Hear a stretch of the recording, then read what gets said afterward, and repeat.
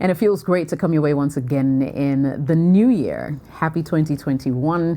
If you're watching this, then it means you obviously made it into the year. And I guess you're as grateful as the rest of us. My name is Jessica, regular hostess for Sister Sister, an all-women relationship talk show during the Christmas break. Remember we brought some guys on the show? That was fun, I must admit. That was absolutely amazing. But yeah, our sisters are back this week as usual, and we're going to get into some really exciting relationship conversations. The show is brought to you by Vodafone. It's also brought to you by Secure. Now, when we come back, I introduce the ladies to you. I let you know how you can be a part of the conversations on the show and so much more. So don't go anywhere. It's Citi TV. We're live across sub-Saharan Africa on DSTV channel 363. That is 363. Here we go.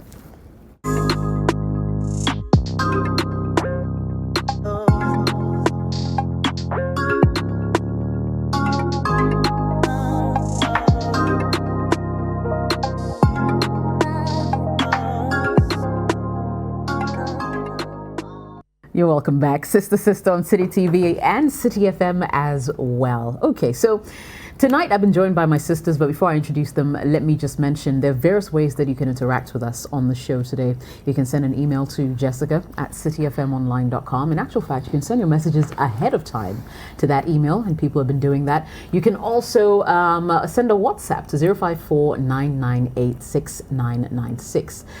Better yet, look for us on Facebook. Our community is growing. I think we hit like 30K over the holidays. Really excited for all our followers.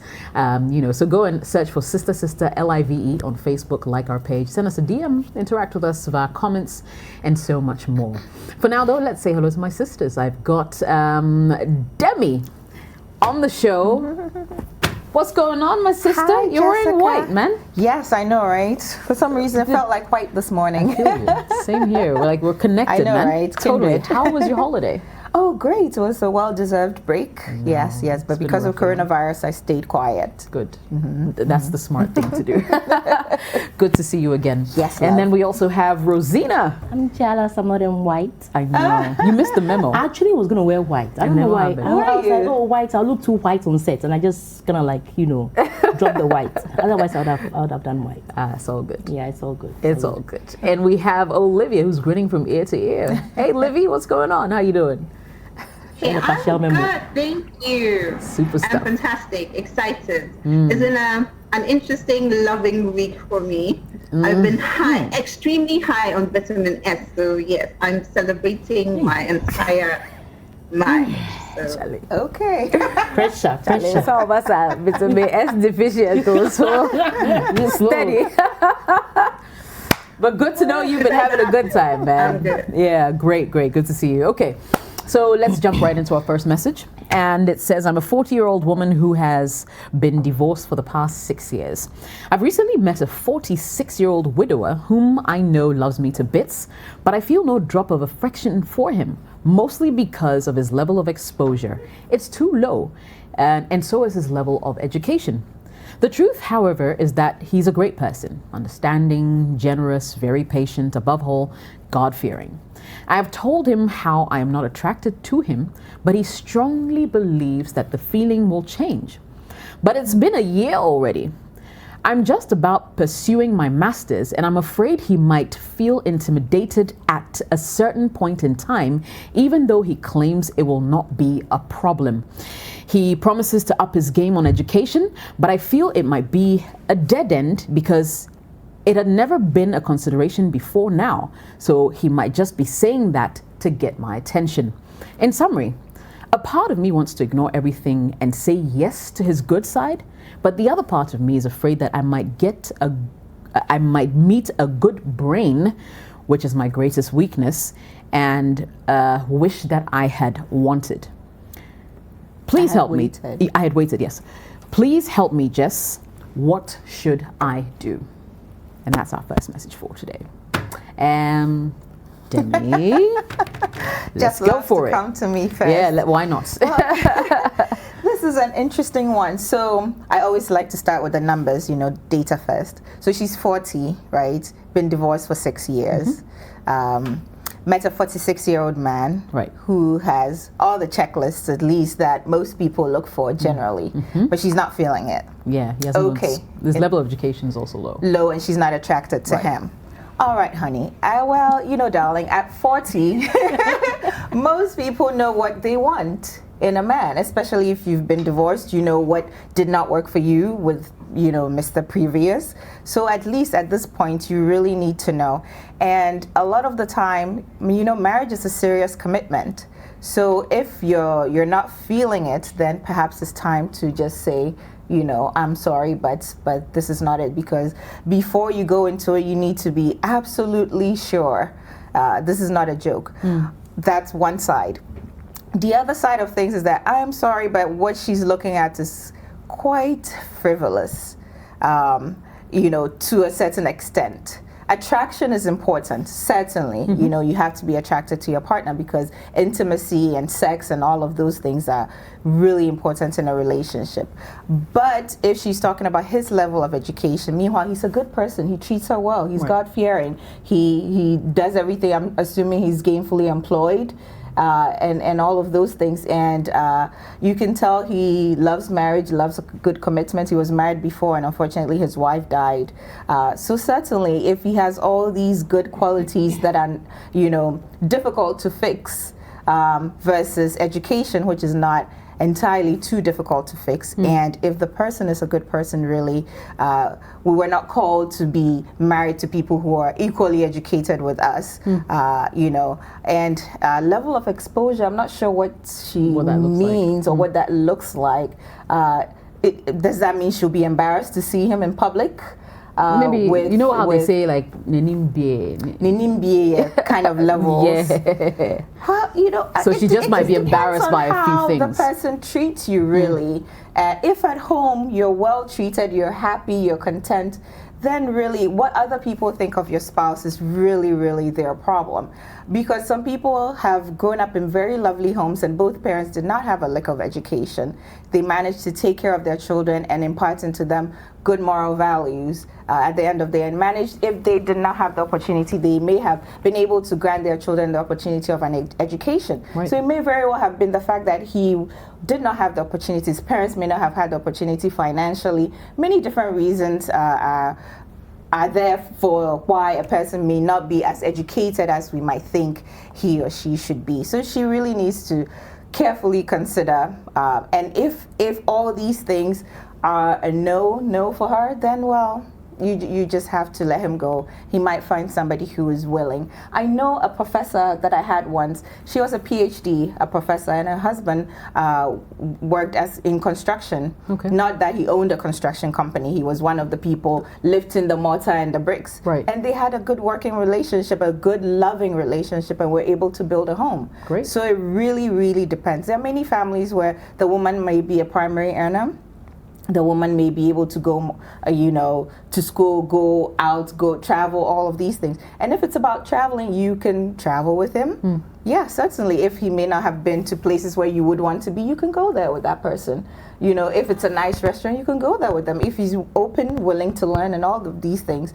Sometimes, just by virtue of the fact that where a person may have been born, he wasn't afforded some of these things. Yeah. So, sometimes it's by grace that we've had some of these opportunities where he may not have had some of these options that she's saying. Perhaps she's now going to do her master's, she says. Somebody may not have had that chance to even finish standard 6. Their father may have died early. They had to stop school, take care of their siblings. All kinds of things could have been the reason why. So really, if he's a good person, don't shy away from a great marriage and a great relationship because of some of these things that can be fixed. Right. That's what I'll say. Okay, great one there. Rosina, let me come to you. Demi. Oh, you can disagree. No, of course. I mean, I agree with her to an extent. I mean, the beginning, because if you've been there, done it before, I think at 40 you should know what you want. True. So there shouldn't be any ambiguity as to the kind of person that you want, because you've been there. I mean, you probably want to fix things or, get something that you probably be happier with. I don't think you want to be a second-time divorcee. You wouldn't want to put that on your record intentionally. So I'm thinking that she knows what she wants. And when it comes to attraction, like Demi said, it's very important because, Charlie, at some point, even when the guy is messing up, something has to just keep you glued. You know, at that time when he's holding you, you don't want to cringe and you don't have to think like, no, okay, he's my husband. Let me do this before you actually do something. It has to come naturally. So the attraction is okay. I mean, it's important. No, it's not okay. It's very, very important. But when it comes to the education bit, it's not a one-size-fits-all thing. Now, there's nothing wrong with someone doing masters, probably hooking up with a man who's probably just left middle school or class 6 even. It's okay. It's not a problem. The question is how mentally strong they are to handle a woman who is higher in education than they are. So there are some people, in fact, they can even tell me where they per school, papa, she's always schooling, and they're actually happy about it. They actually show you off and everything. They can even openly say, as for me, that kind of brain, I don't have it. Me, what I want is to make money, you know, stuff like that. Somebody like that is definitely not intimidated by your education. So when you're with somebody like that, yes, he may not be educated. In the beginning, it's a bit funny, but as time goes on, when you realize that this is someone who is not intimidated by your level of education, because trust me, your PhD doesn't guarantee you success in life. No. True. You understand? So if the other things that you see in the man that kind of like makes you feel like, no, this is my partner that I want to be with, it comes natural. You don't have to think about it. My problem is that after a whole year, you are still thinking about it. That means it's a problem to you. Big problem. Now, that problem is either that you yourself, you can't shake it off. You are worried about when you finally tell your parents that, oh, I'm getting married again. Oh, what does he do? You are worried about the answer to that question. Like, what does he do? Oh, he's but he's about to. He will be due at 46. You know what I'm trying to say? So maybe she's scared of those questions that she needs to answer. She's probably scared of maybe her social circles. Her social circles, the kind of people typically they hook up with.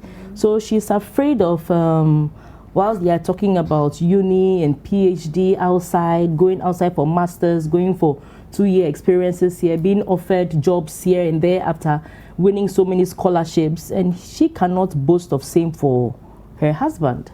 So maybe she's putting this thing on herself, or it could be that the guy passes off comments that makes her feel like he isn't really comfortable with all that education, but he doesn't want to stop her because he's admitted that she's someone who was already going up that ladder before you guys started, hanging out. So he can't really say stop.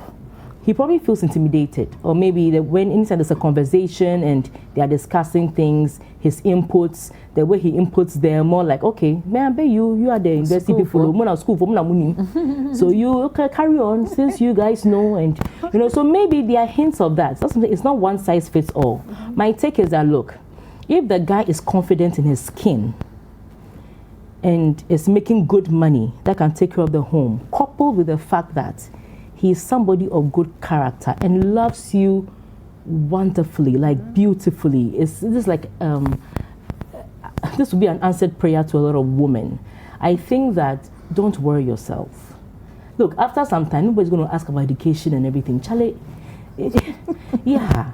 And you too, if this is something that is a deal breaker, because we're all very different. We all have what makes us feel accomplished. I mean, you walk into a background, you want to be able to say, my husband is this or my wife is that. It's just something, I don't know. So if you feel like this is not it, you've already wasted 365 or 366 days already. So don't waste any more. So the decision really is yours.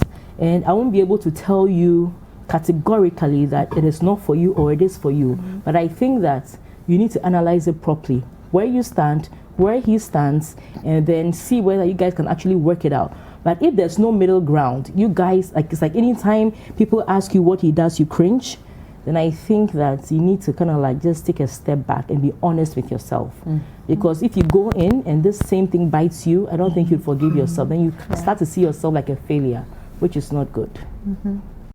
All right, good one there, Rosina. So, Olivia, what do you think about, everything? Does education carry that much weight, or should it carry that much weight, in this lady's opinion? Yes and no, depending on everybody's, where everybody's heart is at. to somebody who is extremely in love, education will mean absolutely nothing to the person. If they love you for who, irrespective of whether you have a degree or you don't have a degree, you have a master's or you don't have a master's. They just love you just for who you are. So everybody is different, and what excites everybody is different. So in her case, I think what jumps up at me is the fact that she said, she categorically told him, I am not attracted to you. And he said, I strongly believe that can change. And she's like, okay, she's giving it a year, and she's still not attracted to him. So the question is, my dear, why are you still in a relationship with the guy? Can you just, however you want to look at it, like I say it time and time again, you break his heart. Sooner or later, you will break his heart. It's been a year. You've told yourself, or you've given yourself a chance to change, a chance to feel attracted to him. It's not by force, though. You don't tell your heart who to choose, who to love. It has to be, it's either that it's there or it's not. And in this case, I don't think it's there. So I don't see why you should be beating about the bush and trying to make it work. There's been, I've heard stories, 1,000,001 stories, like I was saying in the beginning. You can find a woman who's got her master's, just like Demi said, got the master's, she's working, she's very, in a working society, she's got it all figured out. She wakes up one morning and she's in love with the construction worker, the guy who is like down and dirty, or, but it's easy. They make it work because the foundation of the relationship is there, is solid. There's some kind of attraction there going on. You start getting attracted to the person, you start noticing them, you start loving them irrespective of what class they are in. Because that is love. That is true love. True love doesn't judge. It doesn't care about anything. It just loves the person for who they are. And in your case, I don't think that's happening. And even if through some weird way or something happens and then you actually decide to marry this guy, my dear, sometimes when you're so in love in the beginning of a relationship, you get married and reality sets in. You start cooking for your husband, and then his belly starts coming out, and you have a couple of kids here and there. So it doesn't always, marriages, long-lasting relationships don't always thrive on attraction. The thing is, what you could do is try and at least look presentable for your partner. But if in this case, there's nothing that attracts you to him today, I don't see how you wake up tomorrow morning and it will change. It hasn't changed. It's been over 6 months. People have babies in a year. It's been a year. People have babies in a year. If your feelings will change, it will change. So I don't think you should be encouraging him. I don't think it's fair on him. And I also don't think it's fair on you. And I feel like you also said something that really got my attention. You said that, you mentioned something about the fact that you were scared that you would actually meet somebody who's got who's brainy, somebody who is intelligent, who sort of ticks your box in that way. You're a kind of woman who, you get tickled by intelligent men. I'm sure it's not even necessarily even about what they look like, but the fact that they can tickle you intellectually is what gets to you or what excites you. And I can't even begin to imagine the kind of conversations you have with this guy. And half the time he's talking and you're probably looking at him thinking, this guy, Charlie, what he's saying is over the bow some way. So it's a non-starter. You don't like it. There are no gray areas. You've been there, done that. Like the sisters have said, you've been there and done that. So by now you should know exactly what you want, and you know in your heart that this guy is not what you want. But the fact that nobody is coming doesn't mean that you should settle for less, because what's going to happen is that you're going to break his heart. You're going to even bring other people into the equation and mess things up. So now that you can do it, and now that he's not extremely deep, he's deep in the relationship, whatever it is that you guys are calling it. But I just feel like the sooner the better, because then it will not be fair on him. So, sweetheart, please, break this man's heart as soon as possible, but be gentle about it. Just tell him in a nice way that Charlie, it's been over a year. You're really trying so hard to love him, but Charlie, the love is really not coming. But you guys can be friends. But even the friend thing, it's not advisable for the guy because he's seeing you in a different element, and you are not. So, Johnny Manninko, like I always say. I like that. And indeed, there are lots of people who are sapiosexual, right?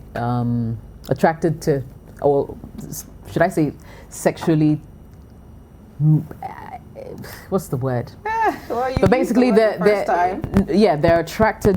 sexually attracted to people who have high intellect, intelligent, right? Intelligent people. There are lots of people like that. There are many people. Yes, and I'm just trying to say that if she is indeed one, yes, right, this is definitely not for her, and she'll be very unhappy if she goes into the relationship. But how long can she keep talking about spatial physics and all kinds of?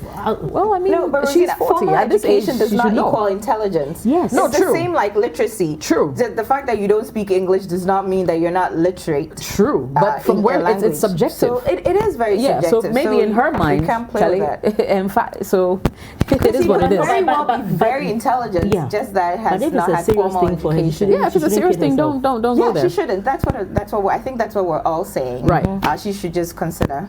Yeah. Deeply. Kofi has a message here. Says, after 40 years of your life, you haven't found this good brain, yet you're here doing too known. Well. Moses says, we here. You will soon hit 50. Still looking for your expectation. Haruna says, the issue here is to consider should be love and not social status. Clearly, you don't have love for him, and that's okay too. Don't settle on hopes and determinations. Let him go. You'll certainly meet the person you will love for who he is and not what he isn't. Muhammad says, so because you want to get your master's, you think you're the smartest woman on the block, eh? Wisdom and intelligence are not determined by the certificate you have. If you don't want him, just tell him and move on.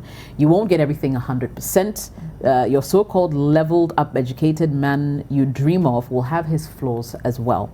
Mami Efo says, Auntie, it's better to be attracted to someone before you decide to journey with them. If you aren't attracted, don't force it. It comes naturally. Tell him no. Go do your masters. You can't force attraction. Without it, the relationship is meaningless. Chris says, let him go. He will find someone who will be attracted to his low level of education. You'll surely also find someone who's at your level. Lisa says, you're a very superficial woman for thinking you're above anyone just because you have a master's degree. If you have a man who loves and supports you, is patient and giving, and is all you need, let's put this into perspective. I mean, you're 40 and getting on in age. If you don't give this relationship and love a chance to grow, you will be a lonely old woman. Learn, grow, set goals with your man together. That way you have something to look forward to. I wish you the best of luck. Queen says, a woman of 40 years and still standing on education level as a priority? Come on and go ahead to marry your master's certificate.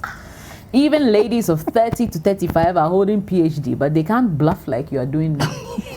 Know that this certificate will not even escort you to the grave.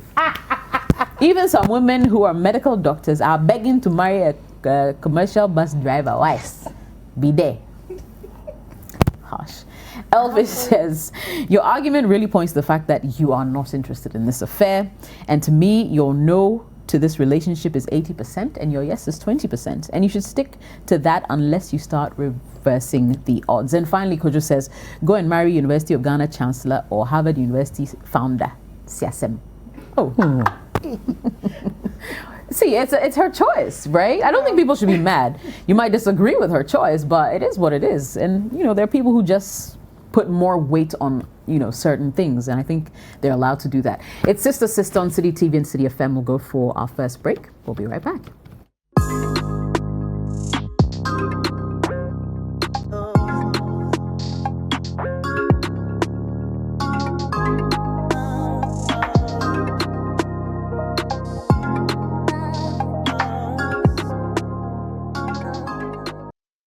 And you're welcome back, Sister Sister on Citi TV and Citi FM. We'll go into more of your messages. Remember, our WhatsApp is 054-998-6996. The show is brought to you by Vodafone, also brought to you by Secure. It's a pill, a low-dose daily oral contraceptive pill that is taken daily by women. And it's basically to prevent unintended pregnancies. It's been protecting women for 30 years. Charlie, 30 years old. So it's no joke. I mean, if you're looking for proper contraception, I would recommend Secure Pill. Now with Secure, you decide. Now a message here says, Jessica, I have a huge problem. This is quite unusual for the show like this, but I need some elite advice. My issue is with my dad. I know the good book says honor thy father, but God, we barely get along. Since I moved back into our house 3 months ago, it's been one issue after the other. It's either we have a long argument which ends up in a fight, not physical, or goes weeks without talking. And it's usually about very trivial things. This toxic relationship is driving me mad. I've done all I can to get along with him, but the differences keep popping up. My late mother suffered the same fate with him. I can tell the countless occasions where my mother called for help just to get out of the house. The last time she did was 5 months before her death, and that was the first time I saw my mother's tears, her pain I still feel today. Jess, I can't take his uncontrolled on and off behavior anymore. I'm out of the house and I want nothing to do with him. My 2 older half siblings suffered the same fate, and they've also left him without a second thought. My older half sister got married in 2015 without him, and this came after weeks of him objecting to the point where he stopped me from attending my own sister's wedding. I, however, refused to, but work eventually did stop me from attending. I don't know what my dad's problem is. There are dark secrets I can't let out. I'm hurt and most of absurdly mad. What's absurdly? What kind of English is that? Absurdly mad at the fact that my late mother stayed with him all these years. Please, how do you overcome an individual like my father? Because it's depressing. Whew. Okay, Olivia.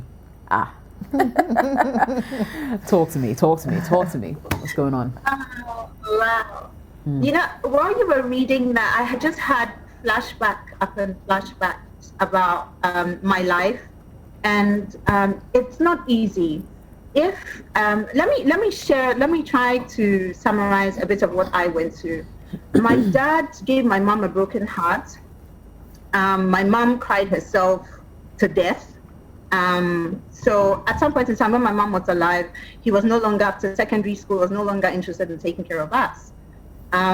Through some way, somehow, my sister and I decided we didn't want to stay home. So we actually went out, and that's how come I ended up working at Viber from way back then, you know, just to get some kind of experience, just to be out there on the job market. It wasn't easy. It really wasn't easy, but somehow I managed to do uni, finish uni, did everything. And guess what? After uni and everything, got a good man, we decided to get married. I called my dad. Same on this, going back on the same scripture of honor your father and mother. I called my dad and told him that, well, I didn't say you. I called him and I said to him, you know, I found someone and the person is looking to marry me.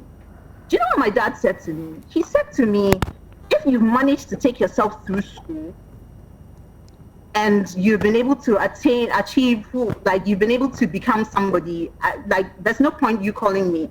You've managed to take yourself through school, go do whatever it is that you want to do with your life. Wow. That is what my dad told me. He wasn't interested in even being at my wedding, being at my engagement. He just didn't care. This is somebody, like I came back from the UK. My mother had died 1 year after I'd started school. I had to come back from the UK to Ghana. And he didn't care that my mom was not alive. He didn't care about the house. He didn't care where my siblings were going to live. Like this guy just did not give. He didn't care. So like I had so many like opportunities to be bitter. And yes, I won't sit here and say that, oh, it was a walk in the park or it was easy. I was hurt. I was really hurt because I just could not understand what his deal was. Like, it almost felt as though I was not his child. And, was there something that he wanted to say? But, Charlie, can you imagine how many years down the line, I would call him and just check up on him, even though he did that to me. I'll just call him every now and then, check up on him. When I had my children, I went straight to his house and showed my children that this is your granddad. What I'm trying to say is, it's not easy, but forgiving goes a long way. It helps you. For me, it wasn't easy. For me to see my mom die out of a broken heart because my dad would just not care about her and she would talk a lot. Like, who wants to see that? And in the beginning, things were amazing. Things were great. So, like, I just could not understand. But I did all of this, me calling my dad every now and then, oh, hello, hi. It didn't take anything from me, but it was helpful to me. It helped me sort of forgive him. So I don't have any bitterness in my heart. I'm not saying it's not easy. I'm not saying that this thing that I've summarized saying just like this, sweetheart, it didn't take one night. It was years and series of years and series of, okay, I'm going to let it go. Okay, today I'm in a very forgiving mood. Should I call my dad just to check up on him? And it took time. It takes time, and it's a gradual process. But the thing is, you shouldn't put it at the back of your mind that you are the problem, because you are not the problem. Half the time, people have their mess that they're dealing with. And unfortunately, when kids come into the picture, they sort of rope us into it, and it's not our fault. It's probably something that happened between him and my mom, something that I probably would never get to know about. But somehow, they say when two elephants are fighting, the ground suffers. And it sort of falls on us, the kids. But my dear, what I'm trying to tell you is that take it one day at a time. For now, it's great that you've left the house. So you've moved away from the negativity, you've moved away from the stress. Fantastic. But what you could do is, if you can get help, you can find somebody that you can talk to. In my case, my husband at the time we were going out to, he was my go-to person. Sometimes it helps to find somebody who has a listening ear, who you can talk to every now and then. It's some kind of therapy, some kind of counseling. Find somebody that you can talk to, or you can even find a counselor, somebody to help you sort of forgive yourself and forgive him.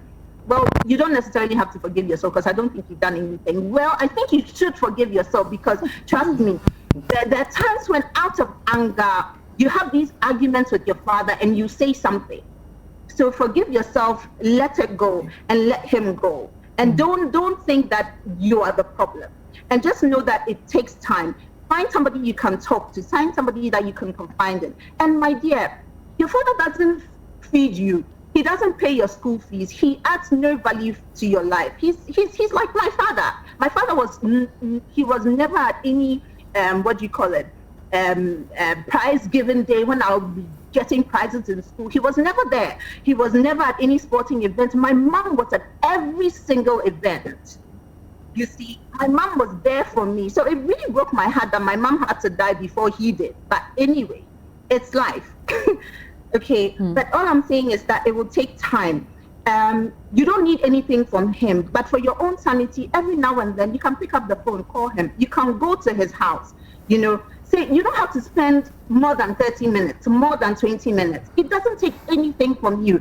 Just, oh, hello, daddy, how are you? I was driving by. Is there something that you need? Is there something that I can get for you? And just do it.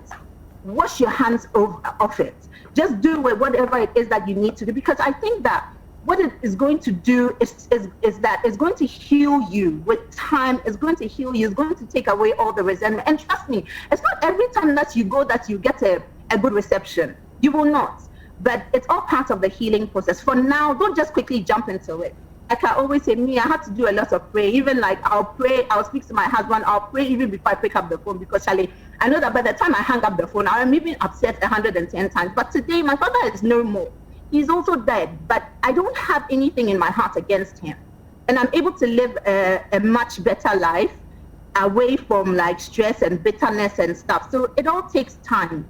And just understand that you'll be fine, you'll be okay. But just try and move away. You've done that. Move away from the negativity. Give yourself time. For now, what you can do is pray on it. Give yourself time to heal some more. Find some people you can talk to. And every now and then, call him, visit him, do what you have to do, and forget it. Before I quickly wrap this up, there's a man, there's a young man that I know of. His father not married, over 25 women. Everybody's child is different. But for some strange reason here, these kids all go and say hi to him every now and then. They don't take anything from him. They say, hello, how are you? Papa, are you okay? Is there anything you need? 10, 15 minutes, they go. Because what I've come to realize that is that it's a healing process for you as an individual. So you'll be okay. It's hard, but you'll be okay. Just forgive him, forgive yourself, and move on. You'll be fine. All right. Interesting experience there. I mean, it's not the first time we heard it. We know the story of your dad. Yeah. But Demi, I mean, what do you think? If you have such a difficult relationship? Fathers, this is for every daughter. This is the first man you would ever love. And as human societies are set up, a father is supposed to provide love, guidance, confidence, teach you how a man should treat you, if you will. So there's the whole concept of a daddy's girl and all of that. But as imperfect as we humans are, sometimes the relationship does not go as we think it should. And that's through no fault of the child. This is the minor here. But now that she's grown, there could very well be, it sounds like the father may have some undiagnosed mental health issues, possibly. He could have a personality disorder. It could be bipolar. I'm not diagnosing anyone, but in the event that full clinical assessment and workup has not been done yet, it's reflecting in his relationships. One, his relationship with his spouse did not work out. His relationship with his, I think, 3 older children did not work out. And she sounds like she's the last person, and that relationship has not worked out as well. So there might be some really deep-seated mental health issues with the father that is really affecting his ability to sustain relationships with his children. So like Olivia has said, all she can do really is to, one, forgive. But then forgiveness does not snap into place magically. Unfortunately, you have to work at it. And you're not forgiving him for him, you're forgiving him for you. So you will have peace. Mental health is important. Your personal mental health and wellness is important. So I'll say just work on yourself daily to be able to let go of any hurt. You said in the last sentence that she's absurdly angry and hurt. You have to work through that. Unfortunately, nobody can do it for you. You have to work through that daily yourself to let all of that go. And then, like Olivia said, maybe every once in a while, of course, you can certainly check on your father. At least he caused your birth. And there are 2 different things. There are people who caused your birth and people who are real fathers to you, and that's 2 different things that sometimes it's difficult for children to reconcile that together. We're all children at the end of the day, somebody's child. So there could be the person who met with a woman and you are here by virtue of that fact, and then there could be the people who actually nurtured you and took care of you, and sometimes it might be hard. So your father, although he did cause your birth, and it's a struggle having a fatherly relationship with him, you have to forgive him. You have to understand that there's the possibility that his overt behavior may not entirely be within his control. So sometimes once you have some of that understanding, you can be able to forgive a little bit easier and have a more peaceful relationship. I'm sure if you study it, you probably see patterns in his behavior, times where his behavior was really out of control. And then during those times, you probably may need to give him some space. And then later, when he seems a little bit calmer, then you can, approach, say hello, ask if he needs anything, all the things, quote unquote, a daughter should do, and then leave it at that. If you can get him help, I would recommend a full psych evaluation if he would be willing to. That would be helpful, at least for his peace, for his own stability as well. Right. All right, it's Sister on Citi TV and Citi FM. We'll go for a quick break. When we come back, Rosina has the final word. Don't go anywhere.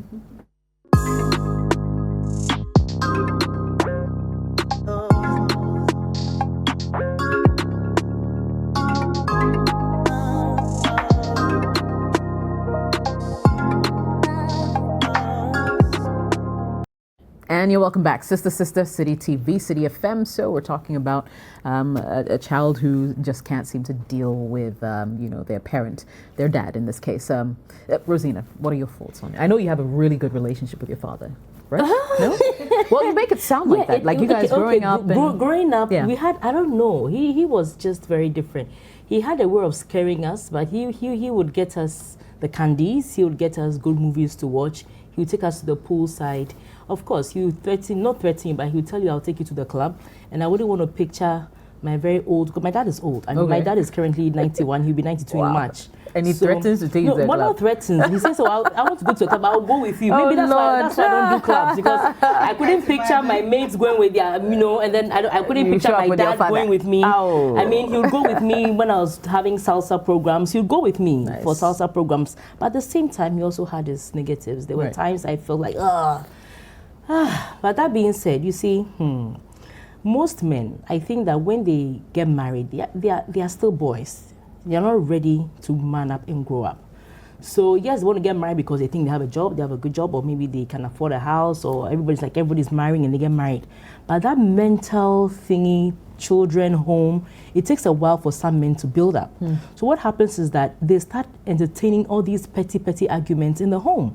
Women, once, okay, I'm settled, I really love this person, I'm married to this person, children are coming, we just zoom into the whole family mode. Like we have to do this, take care of the kids, take care of the home. I'm talking about normal people. There are people who don't, do that. But that's how our psyche works. So you realize that friction, it starts from somewhere. And you realize that you start arguing, unnecessary arguments. No, you're supposed to be home to help me take care of the kids. Oh, but why? But can't you do it? Akosia does it. Abna does it. You pay Ama, you don't want to do it. Why? And stuff like that. And sometimes, as soon as these arguments start festering, you realize that you get so comfortable with it. That's one. And then another thing too is that sometimes it could actually be because you guys are all alike. So you're butting heads. So you're just butting heads, like poles repelling. You guys are all strong heads. You guys are all hard heads, need to be head, need to have their way, So it's like you guys are just battling with each other. Maybe the real victim is just your mother. Because your mother will go and cry somewhere. You guys are getting angered and enraged and everything. So I'm thinking that you guys are probably just all alike. So my thing is that, look, maybe don't find yourself so much in their space, but definitely don't get angry at your father. For all you know, he's also battling with issues, like Demi said, serious mental issues. And mental issues is not about being the psych ward and acting mad and having horrible hair and looking dirty. So there are people working with real mental issues who actually really dress like you and me, and they're working about with mental issues. It could even be me with mental issues, for all I care, you understand? So I think that you should just chill. And the thing is that the anger of what your mom went through, you could carry it through. So which means that anytime he opens his mouth, it's not even about what he's saying, it's about what you think he took your mother through. Then you just, fighting her battle, just fighting him back. And all of you are just fighting the poor man back. And the man is in a space he can't defend himself. So a lot has been said already, but with the mental evaluation, he really needs to do that, not just for him, but all of them, the whole family. So once they get that sorted, I'm sure they would have a more civil relation. It won't be perfect, but at least it will be civil. And trust me, when he dies, you'd miss him. Oh, certainly. Yeah. I'm sure. They know that. But we'll end it here. Unfortunately, we're out of time. This is what time would allow. But it's been good. Yeah. Ladies, Olivia, as usual, with a pretty smile. See you soon. And of course, Demi, good to see you again. Rosina, as always. Thank you to our sponsors, Vodafone and Secure, for bringing us yet another exciting edition of the show. We'll be back same time next week. My name is Jessica. Bye-bye for now.